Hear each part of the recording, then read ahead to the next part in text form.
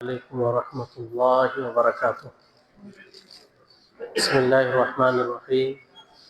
الحمد لله رب العالمين والعاقبة للمتقين والصلاة والسلام على سيد الأنبياء والمرسلين وعلى آله وصحبه أجمعين.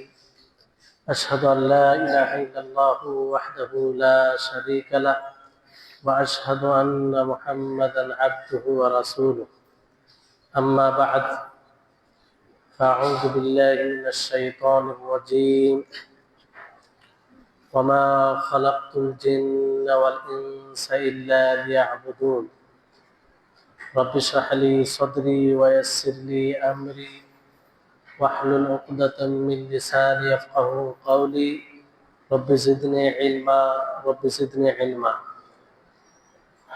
সম্মানিত আজকের এই আলোচনা মাহফিলে উপস্থিত সুধী মণ্ডলী, সর্বপ্রকারের হামদ প্রশংসা গুণগান সেই মহান আল্লাহ তাবারক ওয়া তাআলার নিমিত্তে, যিনি আমাদের সকলকে এই পৃথিবীতে চলাফেরার জন্য যা কিছু দরকার তার চেয়ে অতিরিক্ত সবকিছু আমাদেরকে দান করেছেন। তার ইবাদতকে বোঝার জন্য সুস্থ মস্তিষ্ক দান করেছেন এবং তার দাসত্ব ইবাদতকে বাস্তবায়ন করার জন্য সুস্থ শরীর দান করেছেন। তারপরে আমাদের সকলের প্রাণ প্রিয় নবী করিম মুহাম্মদ মুস্তাফা সাল্লাল্লাহু আলাইহি ওয়াসাল্লাম, ওনার উপরে অসংখ্য শান্তির ধারা বর্ষিত হোক। আল্লাহুম্মা সাল্লি আলাইহি আল্লাহুম্মা বারিক আলাইহি। সম্মানিত উপস্থিতিগণ, আজকে আপনাদের সম্মুখে যে বিষয়টি উপস্থাপন করব সেটি হচ্ছে মানব জীবনে ইবাদতের প্রভাব। বিষয়টি অত্যন্ত গুরুত্বপূর্ণ। এই বিষয়ের অর্থ হচ্ছে যে একজন আবিদ, আল্লাহ তাআলার উপাসনাকারী, আল্লাহ তাআলার ইবাদতকারী, তার প্র্যাকটিক্যাল জীবন কেমন হবে, তার বাস্তব জীবনে তার ইবাদতের কিরূপ প্রভাব পড়া উচিত এবং তার ইবাদতে কতটা পাওয়ার রয়েছে যে তার স্বাভাবিক জীবন, স্বাভাবিক যেটা চলাফেরা সেটা থেকে পরিবর্তন করে এক ভালো মানুষে পরিবর্তন করে। আল্লাহ তাবারক ওয়া তাআলা কোরআনুল মাজিদে সুস্পষ্টভাবে ঘোষণা করেন, ওমা খালাকতুল জিন্না ওয়াল ইনসা ইল্লা লিয়াবুদুন, যে আমি মানব জাতি, জিন জাতিকে সৃষ্টি করেছি আমার ইবাদতের জন্য। আল্লাহ তাআলা বলেন, আমি শুধুমাত্র ইবাদতের জন্য মানুষকে, জিন জাতিকে সৃষ্টি করেছি। তো এখান থেকে এটা স্পষ্ট যে আমাদেরকে ইবাদত করতে হবে। ইবাদতেই হচ্ছে আল্লাহ তাআলার সৃষ্টির লক্ষ্য, উদ্দেশ্য। আর ইবাদত কাকে বলে, এই বিষয়টি বোঝার জন্য একজন প্রখ্যাত আলেমে দ্বীন তিনি ইবাদতের সুন্দরভাবে সংজ্ঞা দিয়েছেন। বলেন, জাল ইবাদাতু ইসমুন জামিউন লিকুল্লি মা ইউহিব্বুহুল্লাহ ওয়া ইয়ারদাহু মিনাল আকওয়ালি ওয়াল আ'মালিজ যাহিরাতি ওয়াল বাতিনা। ইবাদত প্রত্যেক ওই আমল কর্মকে বলা হয় যে আমল ও কর্ম দ্বারা আল্লাহ তাআলা সন্তুষ্ট হন, যে আমলে যে কথায় আল্লাহ তাআলা সন্তুষ্ট হন, সেটা প্রকাশ্যে হতে পারে অথবা গোপনে হতে পারে, সেটি ইবাদত। তাহলে এখান থেকে আপনারা বুঝতে পারলেন যে ইবাদত একটা ব্যাপক জিনিস, সীমিত নয়। আমরা যে সালাত, সিয়াম, হজ, যাকাত এগুলো ইবাদত করে থাকি, এটা অনেকেই মনে করে এগুলো ইবাদত না। আমাদের পুরো জীবনটাই ইবাদত হবে। যদি আমরা কোরআন হাদিস অনুযায়ী জীবন যাপন করি তাহলে আমাদের পুরো জীবনটাই ইবাদতে কাটবে। বুঝতে পেরেছেন? তো এই ইবাদতের প্রভাব কি? ইবাদত শুধু কি আল্লাহর সাথে সুসম্পর্ক তৈরি করে, না ইবাদত করতে গিয়ে একজন আবিদের জীবনে বড় একটা ইফেক্ট, প্রভাব সৃষ্টি করে। এই বিষয়টি আমাকে আপনাকে বুঝতে হবে। আমরা অনেকেই মনে করি কিংবা অনেককেই দেখা যায় যে ইবাদত করে তার আল্লাহর সাথে যে সম্পর্ক, সুসম্পর্ক হয়, ভালো একটা সম্পর্ক তৈরি হয়, আর মানুষও ভালোভাবে তাকে জানে যে সে আল্লাহর ইবাদত করে, কিন্তু ওই জায়গায় তার বান্দাহর সাথে সম্পর্ক ঠিক থাকে না। তার ব্যক্তিগত জীবন, প্র্যাকটিক্যাল জীবন, বাস্তব জীবন, সেই জীবনে তার ইবাদতের প্রভাব পড়ে না, যেটা বড় চিন্তার বিষয়। যেটা কেন? প্রত্যেকটি ইবাদতের এক একটি প্রভাব আছে তার জীবনে, বাস্তব জীবনে, আর সেই প্রভাব আমরা এই জীবনেই উপলব্ধি করতে পারি। অন্যকে দেখো, নিজের জীবনও। এই বিষয়ে কয়েকটি কথা বলবো আপনাদেরকে। তো শুধু একজন বান্দা আল্লাহর ইবাদত করে আল্লাহর সাথে যে সুসম্পর্ক করে, এরকম বিষয় নয়। আল্লাহর সাথে সুসম্পর্ক হয়, তার সাথে সাথে মানুষের সাথে সম্পর্ক ভালো হয়, তার সাথে সাথে বাস্তব জীবনে চলতে গিয়ে যতগুলো গুণ আছে সেই গুণগুলো ফুটে উঠে। এই জন্য বলা হয় হুকুকুল্লাহ, আল্লাহর হক, এটা সম্পৃক্ত রয়েছে। মানে যতটা আপনি আল্লাহর হক আদায় করবেন, ঠিক ততটাই আপনি হুকুকুল ইবাদ, বান্দাহর হক পালন করবেন। বুঝতে পেরেছেন? আল্লাহ তাবারক ওয়া তাআলা সারা বিশ্বের মানব জাতিকে ইবাদতের হুকুম দিতে গিয়ে কি বলছেন? ইয়া আইয়ুহান নাসু উবুদু রাব্বাকুমুল্লাযী খালাকাকুম ওয়াল্লাযীনা মিন ক্বাবলিকুম লাআল্লাকুম তাত্তাকুন। হে সারা বিশ্বের মানব জাতি, তোমরা সেই রবের, সেই প্রতিপালকের ইবাদত করো যিনি তোমাদেরকে সৃষ্টি করেছেন। কেন? লাআল্লাকুম তাত্তাকুন, যে যাতে তোমরা মুত্তাকি হয়ে যাও, পরহেজগার হয়ে যাও, আল্লাহর ভয় ভীতি তোমাদের মধ্যে চলে আসে। তাহলে ইবাদতের ইফেক্ট, ইবাদতের প্রভাব, যে আপনি ইবাদত করতে গেলে মুত্তাকি হবেন, পরহেজগার হবেন, আল্লাহর ভয় ভীতি অবলম্বন করবেন। আর যখন আপনি মুত্তাকি হবেন, তখন আপনার জীবনের চলাফেরার পদ্ধতি কি হবে? কোরআন হাদিস অনুযায়ী, তাই না? ইবাদতের সবচেয়ে বড় প্রভাব সেটা হচ্ছে তাকওয়া অবলম্বন করা, মুত্তাকি হওয়া। আর মনে রাখবেন, যখন আপনি মুত্তাকি হয়ে যাবেন, তখন আপনি হক ও বাতিলের মধ্যে পার্থক্য করতে পারবেন, হক ও বাতিলকে চিহ্নিত করতে পারবেন। আর যখন আপনি হক ও বাতিলের মধ্যে পার্থক্য করার ক্ষমতা আপনার মধ্যে আসবে, তখন সহজে আপনি হককে গ্রহণ করবেন আর বাতিলকে প্রত্যাখ্যান করবেন। এই কথা আমি বানিয়ে বলছি না, পুরো মনীষীর কথা বলছি না আপনাদেরকে। স্বয়ং আল্লাহ তাবারক ওয়া তাআলা তিনি বলেন, ইয়া আইয়ুহাল্লাযীনা আমানু ইন তাত্তাকুল্লাহা ইয়াজআল লাকুম ফুরকানা ওয়া ইউকাফির আনকুম সাইয়্যাতিকুম ওয়া ইয়াগফির লাকুম ওয়াল্লাহু যুল ফাজলিল আযীম। আল্লাহ তাআলা বলেন, হে মুমিনগণ, তোমরা যদি মুত্তাকি হও, আল্লাহর তাকওয়া অবলম্বন করো, আল্লাহর ভয় ভীতি অবলম্বন করো, তাহলে তোমাদের মধ্যে আল্লাহ তাআলা হক ও বাতিলের মধ্যে পার্থক্য করার ক্ষমতা দেবে। হক কোনটা বুঝতে পারবেন, বাতিল কোনটা সেটা বুঝতে পারবেন। যদি প্রকৃত আমরা মুত্তাকি হতে পারি, তারপর আল্লাহ তাআলা যেগুলো মন্দ আছে, গুনাহ আছে, সেই গুনাহকে আল্লাহ তাআলা ক্ষমা করবেন। সম্মানিত উপস্থিতিগণ, যদি আমরা হক ও বাতিলের মধ্যে পার্থক্য না করতে পারি, তাহলে ভেবে নিতে হবে যে আমি আপনি মুত্তাকি হতে পারেন। কারণ আল্লাহ তাআলার বাণী মিথ্যা হতে পারে? মিথ্যা হতে পারে? কখনো না। অনুপরিমাণ সন্দেহ করতে পারে। আল্লাহ তাআলার বাণী, আল্লাহ তাআলার কথা সুস্পষ্ট, তাতে কোনো প্রকারের সন্দেহ নেই। বড় দুঃখ হয় যে আমরা অনেক সময় দেখি অনেক ইবাদত, 5 ওয়াক্ত সালাত আদায় করে, বিভিন্ন প্রকারের ইবাদত করে, কিন্তু তার সামনে যখন হক ও বাতিল সংমিশ্রণ হয়ে যায়, তখন পার্থক্য করতে পারে। এমনকি হক কথা বলা হয় যে এটা হক এটা বাতিল, তারপরে পার্থক্য করে না। নিজের জেদের কারণে, প্রবৃত্তির কারণে, সমাজের কারণে, অনেক কারণ থাকে। ইবাদতের একটি প্রভাব হচ্ছে যে আপনি সত্যিকারে যদি আল্লাহর ইবাদত করেন, তাহলে হক ও বাতিলের মধ্যে পার্থক্য করবেন। সম্মানিত উপস্থিতিগণ, এইভাবে অনেক প্রভাবের দিক রয়েছে, প্রশস্ত বিষয় এটা।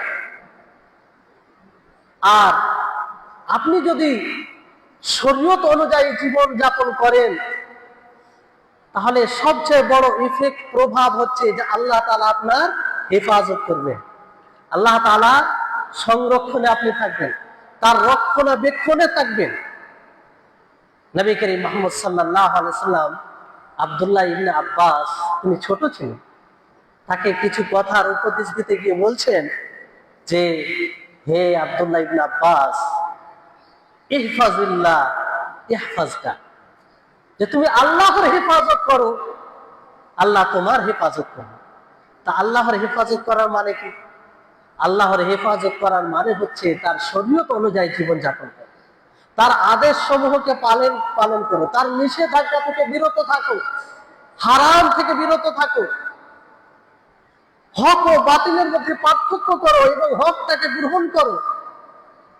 শরীয়তের যে সীমা আছে সেই সীমা, সেই আওতার মধ্যে জীবন যাপন করো।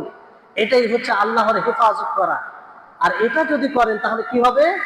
নবী করিম মুহাম্মদ সাল্লাল্লাহু আলাইহি ওয়াসাল্লাম বলেছেন, ইয়াহফাজকা, যে আল্লাহ তাআলা তোমার রক্ষণাবেক্ষণ করবে, তোমার দেখাশোনা করবে, তোমার হেফাজত করবে। এই হেফাজত মানে কি? আল্লাহর হেফাজত মানে কি? আল্লাহর নবীর বলার উদ্দেশ্য হচ্ছে যে তোমার শরীরকে পার্থিব যে সমস্যা রয়েছে সমস্ত সমস্যা থেকে মুক্ত করবে আল্লাহ তাআলা। অনুরূপ ভাবে দ্বীনি যেগুলো বিপদ আছে সেগুলো থেকে মুক্ত করবে। সংশয়, প্রবৃত্তি, যে কারো মানুষ পথভ্রষ্ট হয়ে যায়, দিন থেকে বের হয়ে যায়, সেগুলো থেকে তোমার শরীরকে আল্লাহ তাআলা মুক্ত রাখবে, তোমার হেফাজত করবে। এটা ইবাদতের প্রভাব নয়? ইবাদতের প্রভাব নয়? যদি আমরা সত্যিকারে আল্লাহর ইবাদত করি, শরীয়ত অনুযায়ী জীবনযাপন করি, আল্লাহ বলছি আমরা আল্লাহর রক্ষণাবেক্ষণে থাকবো, আল্লাহর হেফাজতে থাকবো। নবী করিম মুহাম্মদ সাল্লাল্লাহু আলাইহি ওয়াসাল্লামের ভাষ্য অনুযায়ী, তার কথা অনুযায়ী, তার হাদিস অনুযায়ী। সম্মানিত উপস্থিতিগণ, অনুরূপ ভাবে নবী করিম মুহাম্মদ সাল্লাল্লাহু আলাইহি ওয়াসাল্লাম আরো তিনাকে বলতে গিয়ে বলছেন যে, তাআররাফ ইলাইহি ফির রাখাই ইয়ারিফকা ফিস শিদ্দা, যে তুমি খুশিতে, আনন্দে, ভালো অবস্থায় আল্লাহকে চেনো, আল্লাহকে স্মরণে রাখো, তাহলে বিপদে আল্লাহ তাআলা তোমাকে স্মরণে রাখবে। তা আপনি খুশি অবস্থায় আছেন, আনন্দে আছেন, নেয়ামতে জীবন অতিবাহিত করছেন, ওই সময় যদি আল্লাহর ইতাআত করেন, আল্লাহর অনুসরণ করেন, আল্লাহর বিধান অনুযায়ী আপনি জীবন যাপন করেন, তা আল্লাহ তাআলা বিপদে আপনাকে স্মরণ করবে। তাহলে এটা ইবাদতের ইফেক্ট নয়? ইবাদতের প্রভাব নয়? সম্মানিত উপস্থিতিগণ, এর অনেক উদাহরণ আছে। একটি উদাহরণ, চমৎকার উদাহরণ, আর সেটি আপনারা হয়তো জানেন, অনেকেই শুনেছেন, কিন্তু আমরা চিন্তা ভাবনা করি না। সেটি কি? সেই বানু ইসরাইলের তিনজনের ঘটনা জানি, যেই তিনজন যাচ্ছিলেন, হঠাৎ করে মেঘের কারণে কিংবা কোনো এইরকম ঝড় বাতাসের কারণে তারা গর্তে আশ্রয় নেই, আর সেই গর্তের মুখে একটি পাথর চলে আসে, লম্বা হাদিস আছে। আর সেই গর্তের মুখটি তারা বন্ধ, মানে পাথর দ্বারা বন্ধ হয়ে যায়, কবরের মতো হয়ে যায়, জীবিত মানুষ যেন কবরে আছে এরকম হয়ে যায়। তখন ওই তিনজন ব্যক্তি কি করবে? তারা তিনজনে চিন্তা ভাবনা করতে লাগলো যে আমরা সকলেই আল্লাহর কাছে এমন আমলের ওসিলায় দোয়া করি যে আমলটা শুধুমাত্র আল্লাহর জন্য করা হয়েছে। তার মধ্যে একজন ব্যক্তি আল্লাহ তাআলাকে বলল যে, হে আল্লাহ, আমি আমার বাবা মায়ের সাথে সৎ ব্যবহার করেছিলাম, তাদের সেবা করেছিলাম, যদি এটা শুধুমাত্র তোমার জন্য করে থাকি, তোমার সন্তুষ্টি লাভের উদ্দেশ্যে, তাহলে আজকে তুমি আমাদেরকে এই বিপদ থেকে উদ্ধার করো।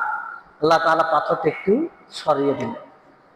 দ্বিতীয় ব্যক্তি কি বলল যে হে আল্লাহ, আমার জন্য জেনার ব্যভিচারের রাস্তা পুরো প্রস্তুত হয়ে গেছিল, ইচ্ছা করলে আমি ব্যভিচার করতে পারতাম,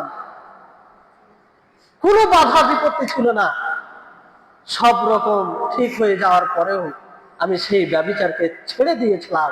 যদি এটা তোমার ভয়ে করে থাকি, তাহলে আজকে তুমি আমাদেরকে এই বিপদ থেকে উদ্ধার করো। আল্লাহ তাআলা পাথরটি আরো সরিয়ে দিল। তৃতীয় ব্যক্তি কি বললেন যে হে আল্লাহ, এক শ্রমিক, সে আমার কাছে কাজ করতো, তার পয়সা আমার কাছে ছিল, সে চলে গিয়েছিল কোথাও, তাকে দিতে পারিনি।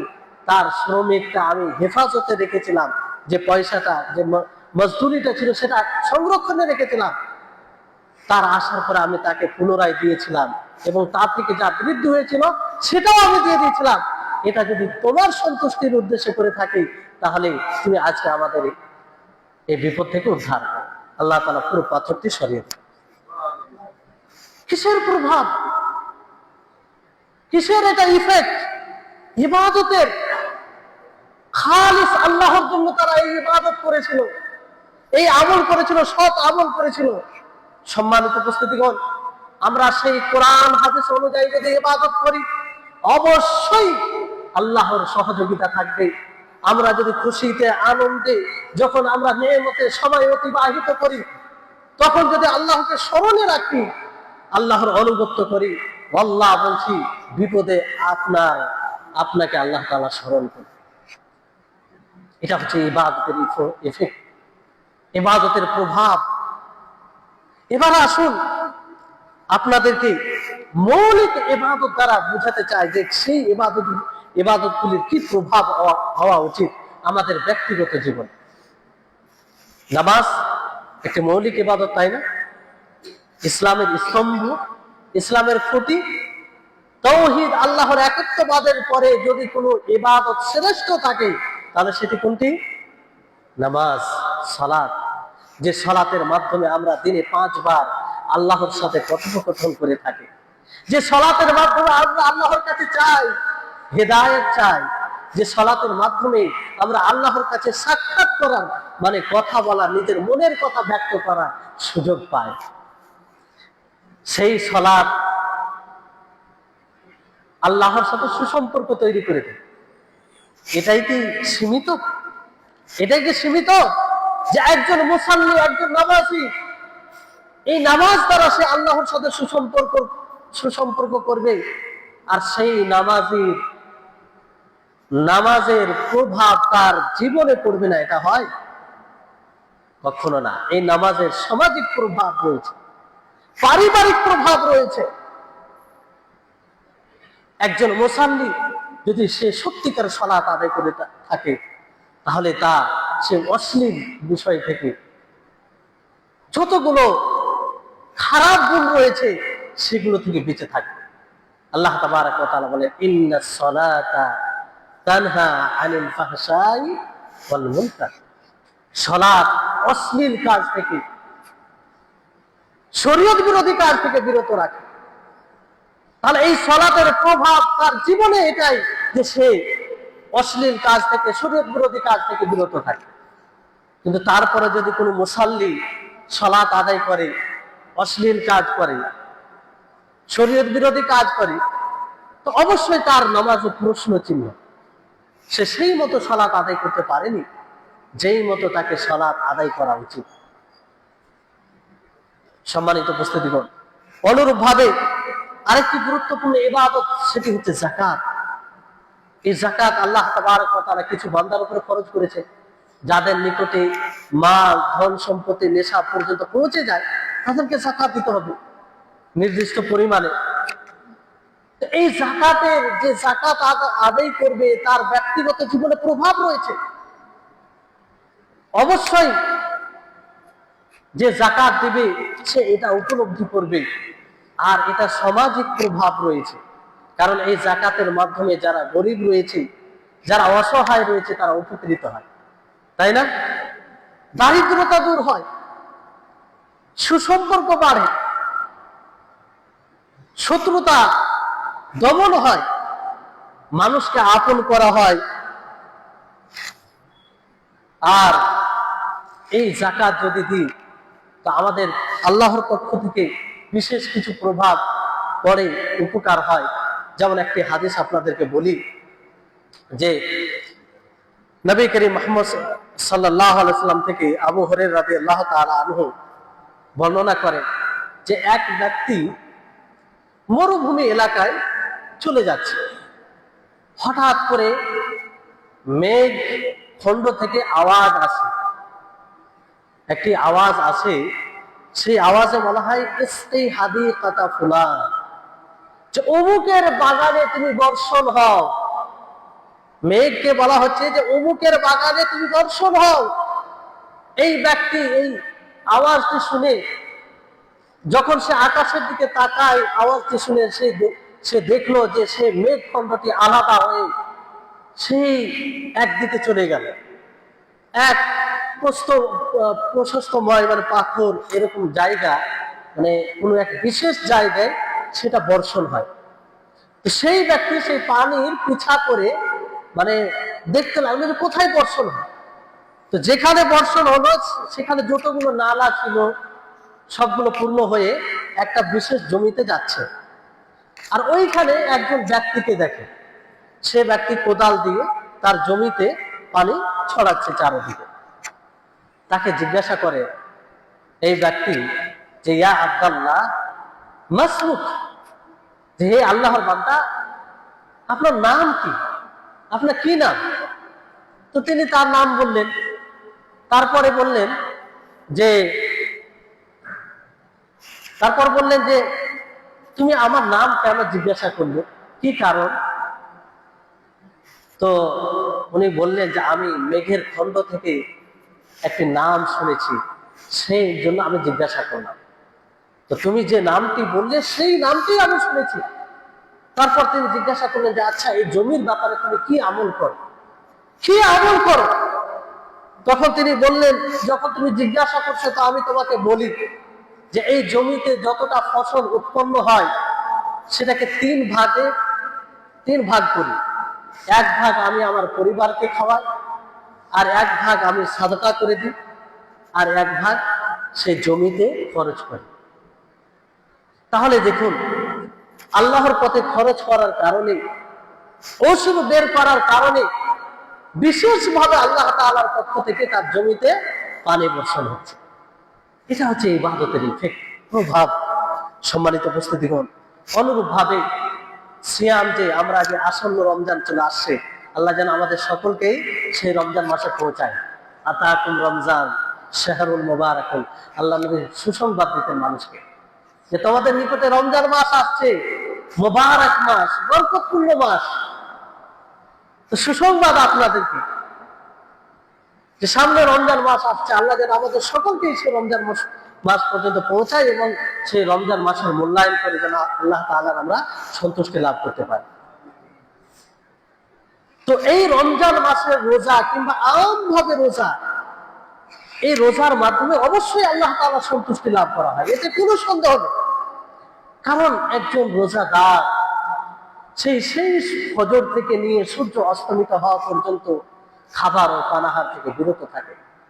অনেক সময় ক্ষুধার্ত হয়, অনেক সময় পিপাসিত হয়, তার ইচ্ছা করে খাওয়া, তার ইচ্ছা করে খাবার খেয়ে নেওয়া। অনেক সময় একাকী থাকে, কেউ থাকে না, সে খেতে গেলে কেউ দেখবে না, কিন্তু সে জানে আমার রব, আমার প্রতিপালক আমাকে দেখছে। সেজন্য সেই খাবার ও পানাহার থেকে বিরত থাকে। কিসের জন্য? সেই আল্লাহকে সন্তুষ্ট করার জন্য। নিঃসন্দেহে রোজার মাধ্যমে আল্লাহ তাআলার সন্তুষ্টি লাভ করা হয়, আল্লাহর সাথে সুসম্পর্ক তৈরি করা হয়।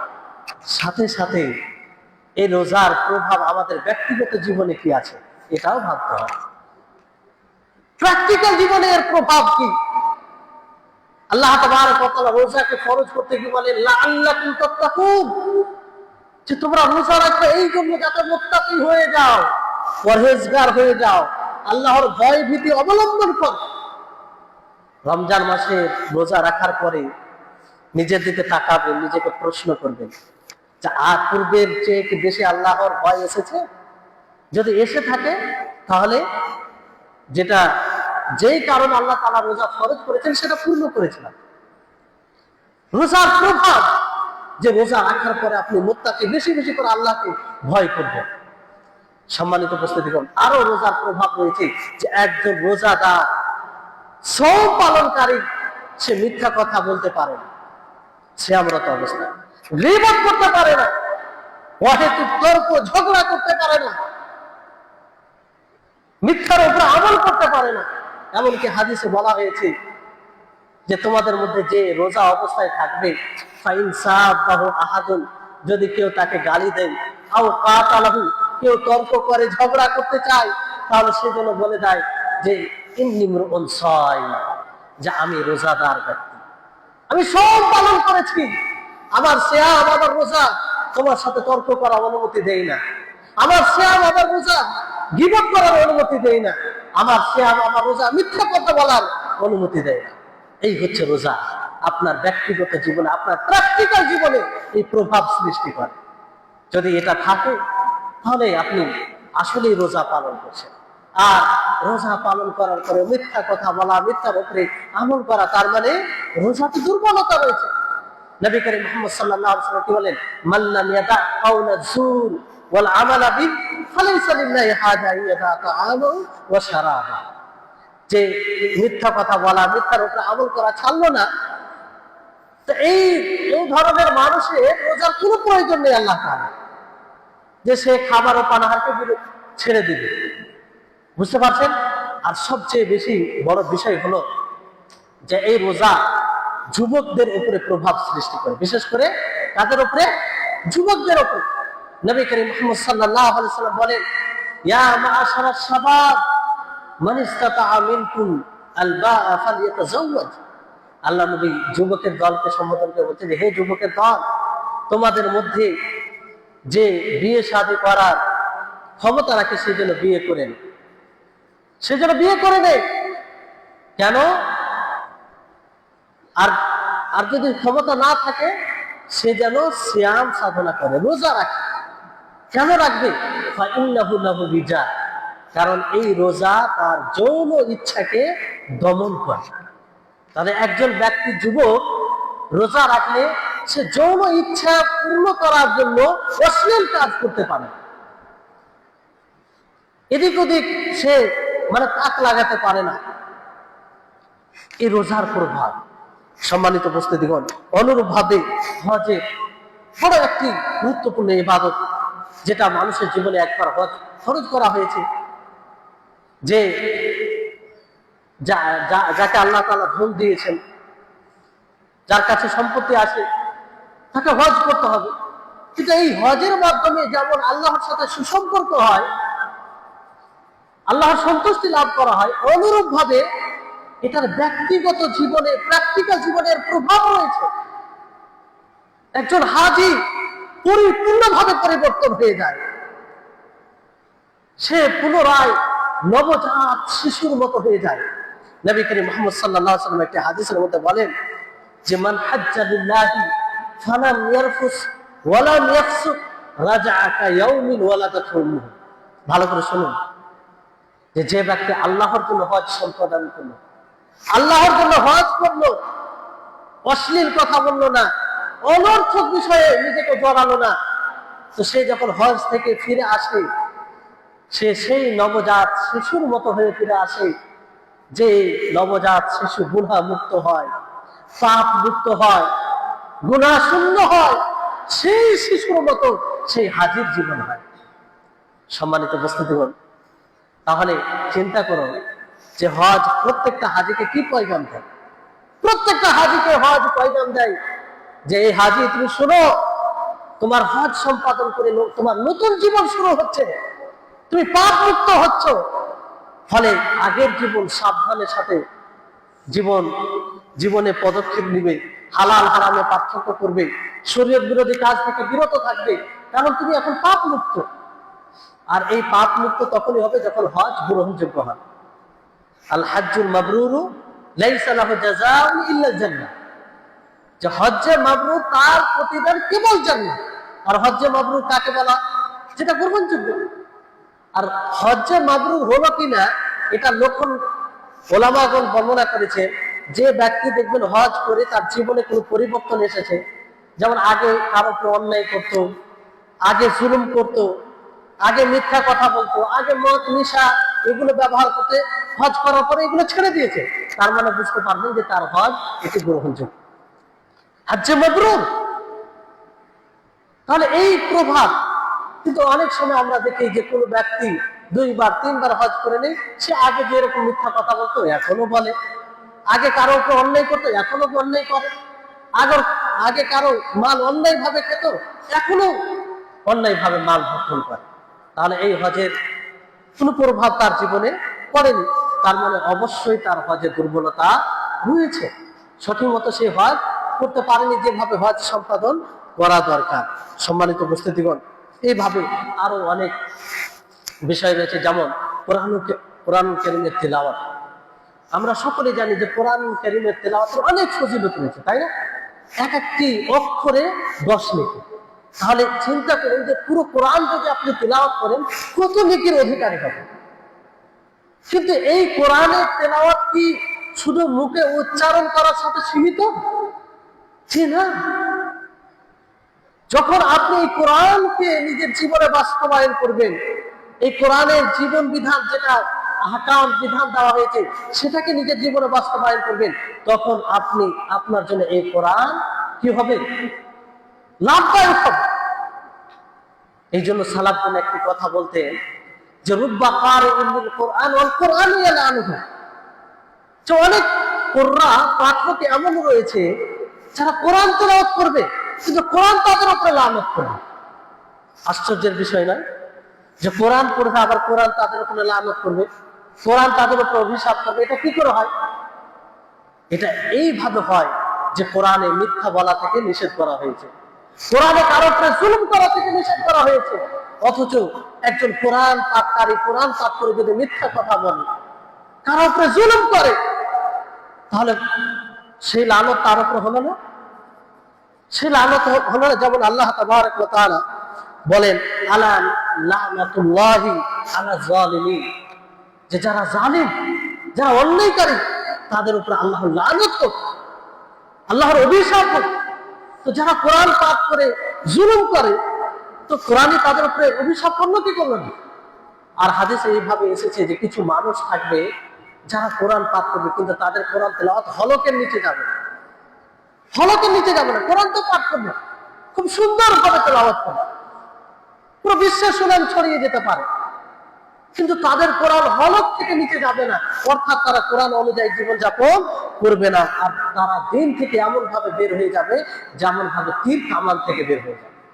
সম্মানিত উপস্থিতিগণ, তাহলে বিষয়টি হচ্ছে যে আমাদেরকে দেখতে হবে যতগুলো ইবাদত করি সেই ইবাদতের প্রভাব আমাদের জীবনে পড়ছে কি পড়ে।